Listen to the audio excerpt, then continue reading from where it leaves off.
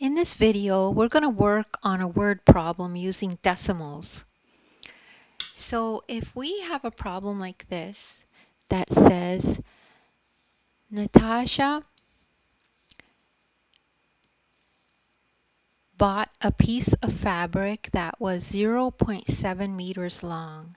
Then she cut off 0.5 meters from the end.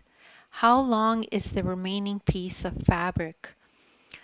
So I'm going to break this down into steps. Okay, so make sure you listen to all the steps and it'll be easier to understand it and do word problems going forward. So step one, the first thing you need to do is, what is this problem asking us? So identify the words that tell you what you need to do.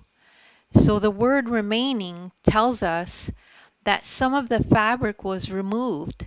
So this means we would need to subtract. Okay, so when working with decimals, remember to line up the decimal points. So it would look like this. So 0.7 meters and 0.5 was removed. So then we just do a simple subtraction, and 0.7 minus 0.5 is 0.2. And the piece of fabric is now 0.2 meters long. So when you work with decimals, just pretend that the decimal is not there anymore when you're doing the actual subtraction, and then it'll make it easier for you to actually work with the number. But when you're done the problem, you have to remember that you don't forget the decimal point in the final answer. So you need to make sure it's here. Otherwise, the answer will not be correct. Okay?